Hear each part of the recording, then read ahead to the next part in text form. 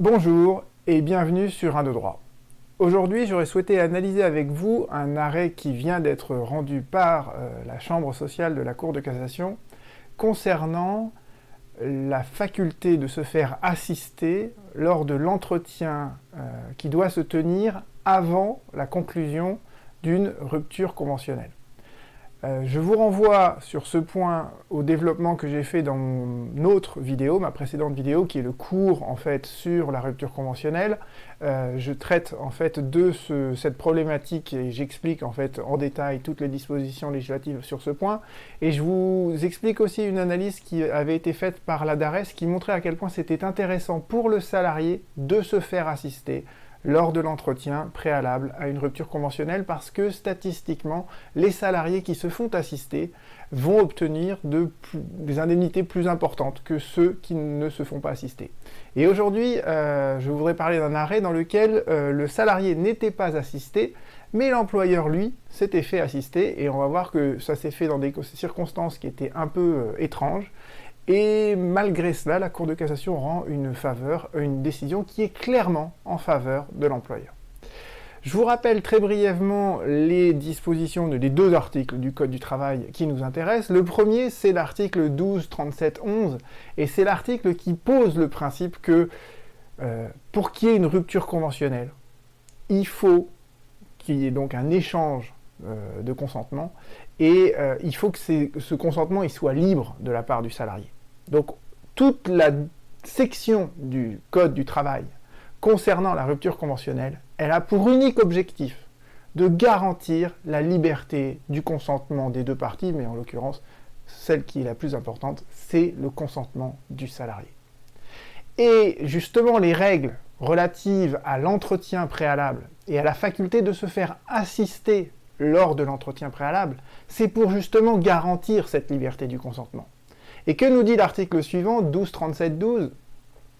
Il nous dit que pendant les entretiens, le salarié peut se faire assister par plusieurs personnes. Je vous renvoie à nouveau à ma grande vidéo sur ce point pour savoir par qui le salarié peut se faire assister. Et l'article nous dit ensuite que l'employeur, lui aussi, peut se faire assister. Il y a une sorte d'égalité des armes, vous voyez ?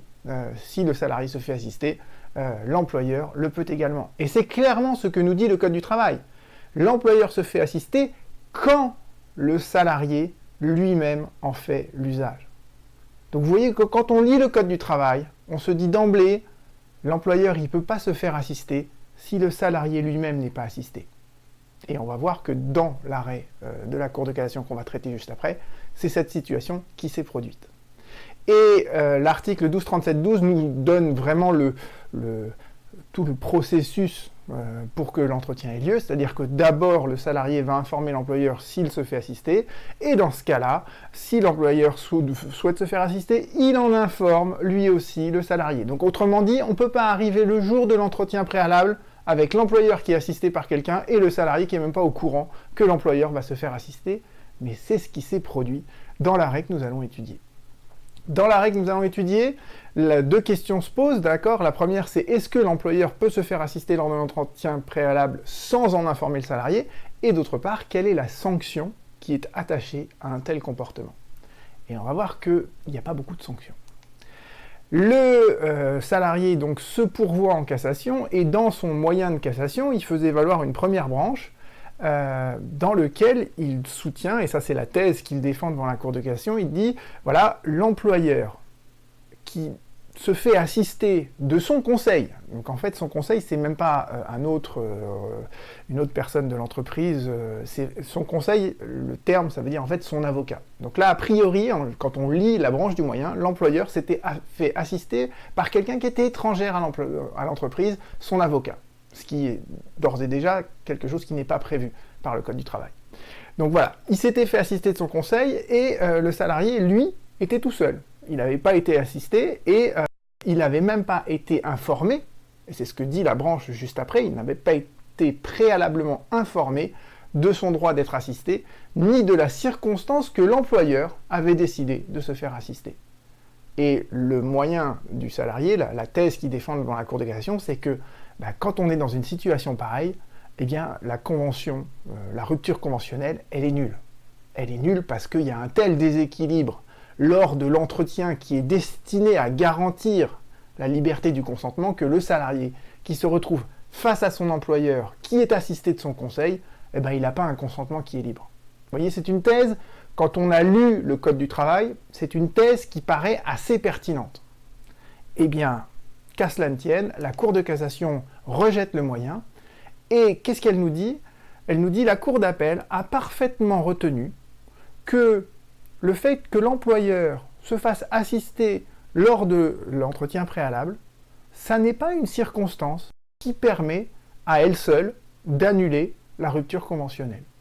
Il faut en plus, et il faut que le salarié démontre que le fait que l'employeur se soit fait assister sans le prévenir le salarié, le fait que l'employeur se soit fait assister, ça ait engendré une contrainte ou une pression sur le salarié qui s'était présenté seul. Donc en gros, si vous voulez clarifier en fait cette solution, premièrement, l'employeur peut se faire assister sans en informer préalablement le salarié. Autrement dit, l'article 1237-12 du Code du travail, on peut considérer qu'il n'existe pas. Hein. L'employeur peut ouvertement ne pas le respecter, pas de problème. Et en plus, ça n'a aucune incidence sur la validité de la rupture conventionnelle. Ok. Et enfin, le salarié, quand même, il a un petit échappatoire, c'est d'arriver à apporter la preuve que pendant cet entretien, il a subi une pression ou une contrainte. Autrement dit, une preuve qui est absolument impossible, puisque aller prouver ce qui s'est passé lors d'un entretien dans une pièce close, si vous n'avez pas d'enregistrement audio ou vidéo de ce qui s'est dit. Voyez ? Donc cette solution de la Cour de cassation, là je me dis, grosso modo, la Cour de cassation, elle considère que le Code du travail, c'est facultatif. Voyez, des dispositions très claires du Code du travail, c'est comme si elles n'existaient pas vraiment, quoi. Et ça, c'est une solution qui est franchement en faveur des employeurs et qui, à mon sens, est vraiment discutable. Et je pense que le terme discutable, il est vraiment, c'est un euphémisme, d'accord? Parce que là, franchement, je suis perplexe devant de tels arrêts, quoi. Voilà, je vous remercie pour votre attention. On se retrouve bientôt sur 1, 2, droit. Au revoir.